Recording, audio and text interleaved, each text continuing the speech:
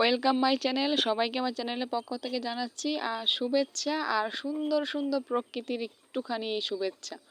তো আমি আমার মেয়েকে নিয়ে কলমি শাক ওঠাতে চলে আসলাম। এগুলো আল্লাহ তাআলার নেয়ামত দান, এগুলো চাষ করতে হয় না, এগুলাতে খুবই পুষ্টিতে ভরপুর, না সার আছে না ওষুধ আছে না কিছু আছে, মোট কথা এটা পিওর। তো আমি কলমিগুলো নিয়ে আসলাম, এগুলোকে পুকুর থেকে ভালো করে পরিষ্কার করে ধুয়ে কেটে নিয়েছি। তো আমরা এগুলো অনেকে খায় অনেকে খায় না, এটা স্বাভাবিক। এখানে মানুষ তো নিজেরা খায় কম, মানে গরুকে খাওয়ায় বেশি, তো আমি খাই, আমার ভালো লাগে। আমার পরিবারের সবাইয়ের জন্য আমি রান্না করি প্রায় সময়, খুবই মজা হয়। তো আমি রসুন নিয়েছি, পেঁয়াজ কুচিয়ে নিয়েছি, আর নিয়েছি শুকনো মরিচ, কাঁচামরিচ নেই কারণ আমি গ্রামে থাকি। সাপ্তাহিক বাজার ধরতে হয়, আমার হাজব্যান্ড সাপ্তাহিক বাজারটা ধরতে পারে নাই, রবিবারে বাজার ছিল। তো যাই হোক, তাতে কী হয়েছে, ঝাল হলেই চলবে। তো তেল গরম করে পেঁয়াজ রসুন আর এই লাল মরিচগুলো দিয়ে একটু ব্রাউন কালার করে ভেজে নিতে হবে।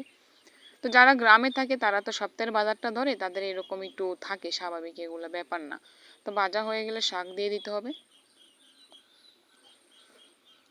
কলমি শাক কার কার পছন্দ কমেন্টে জানাবেন, আমার খুবই ভালো লাগে। আর গ্রামের টাটকা শাক মানে এটা তো কোনো রকম মনে হচ্ছে তেলে নাড়লেই অনেক মজা হয়ে যায়। আর দ্বিতীয়ত আমার তো মনে হচ্ছে লবণ দিয়ে সেদ্ধ করে আমি খেতে পারবো, অসুবিধা নেই।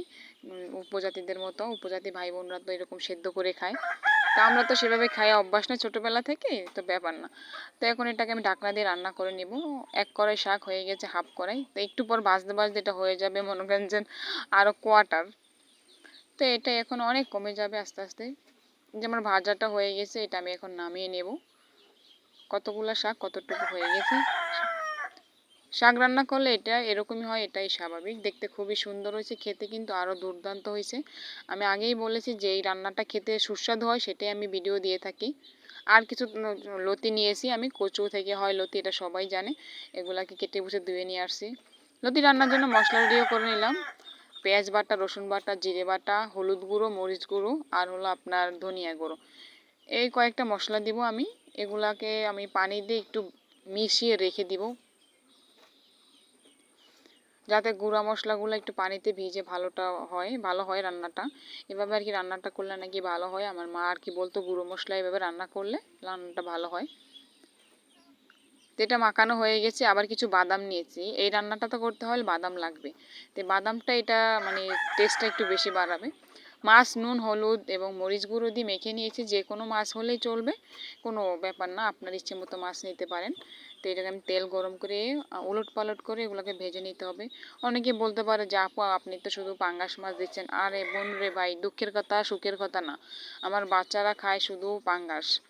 তো অন্যান্য মাছও খায়, খুব বড় বড় মাছ হলে খায়, ছোট মাছ তো তারা খায় না। তো যাদের ছেলে মেয়েরা যা খায়, প্রত্যেকটা মা বাবাই চায় তাদেরকে সেই খাবারটাই দিতে, কারণ ছেলে মেয়ে না খেলে তো বাপ মার মানে কি গলা দিয়ে ঢুকলেও মনে করেন যে অন্তরটা শান্তি হয় না। তো সেটাই হলো ব্যাপার। তো এরপর যে আমি লতিগুলো একটু ভাপ দিয়ে নিব, কারণ যদি গলা চুলকে, আমার হাজবেন্ড আবার লতি খেতে পছন্দ করে, কিন্তু গলা চুলকে এটা আমি আপনি কেউই পছন্দ করে না, এটাই স্বাভাবিক। লতিটা ভাপ দিয়ে নিলাম আমি, এটাকে ঝুড়িতে পানি ঝরার জন্য দিয়ে দিয়েছি। এই পর্যায়ে আমি তেল গরম করে নুন দিয়ে মশলাটা দিয়ে দিলাম, যেটা আমি আগে পানি দিয়ে গুলিয়ে রেখেছি। বাটা মশলা দিয়ে রান্না করার আগে নুন দিই কেন, এটা হলো তাহলে ছিটে না, কারণ রান্নার সময় মশলা দিলে গায়ে ছিটে আসে, খুবই কম ছিটে এটা। তো মশলাটা ভাজার পর আমি পানি দিয়ে এটাকে ভালো করে কষিয়ে নেব, যাতে মশলার থেকে অন্যান্য গন্ধটা না আসে।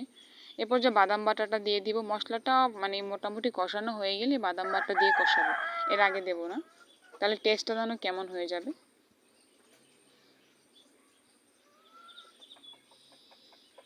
তো যারা গ্রামে থাকে তারা আসলে চেষ্টা করলে অনেক ফ্রেশ খাবার খেতে পারে। তো এই পর্যায়ে মশলা কষানোর পর লতিগুলো দিয়ে আমি ভালো করে কষিয়ে নেব। কারণ এই কথা বলেছি কেন, কারণ আমার প্রতিবেশীরা অনেকে না শাকসবজি খায় না, তারা শুধু মাছ মাংস খাওয়ার প্রতি খুবই ইন্টারেস্ট। তো সেই জন্য বলছি যে ভালো খাবারের প্রতি একটু ফ্রেশ যত খাবে তত মানুষ তাজা তরতাজা থাকবে। তো এই মাছগুলো দেওয়ার জন্য আমি এটা বলক আসা পর্যন্ত মানে ফুটে ওঠা পর্যন্ত অপেক্ষা করেছি। ফুটে উঠছে, এবার মাছ দিয়ে আমি ঢাকা দিয়ে রান্না করে নিব। তো সকালবেলা তো এই ফাঁকে আমি আমার মুরগির বাচ্চা হয়েছে তো ছোটো, এগুলো তাড়াতাড়ি খেতে দিতে হবে। তো এগুলাকে একটু বাইরে করে আমি খাবার দিয়ে পরে আবার রান্নায় দৌড় মারবো। 7টা ছাও হয়েছিল মুরগির, এখন একটা মারা গেছে, 6টা আছে। তো এগুলাকে একটু খুদ দিই, চাল ভাঙা বা খুদ এগুলো আমি খাওয়াই, অন্যান্য খাবার খাওয়াচ্ছি না।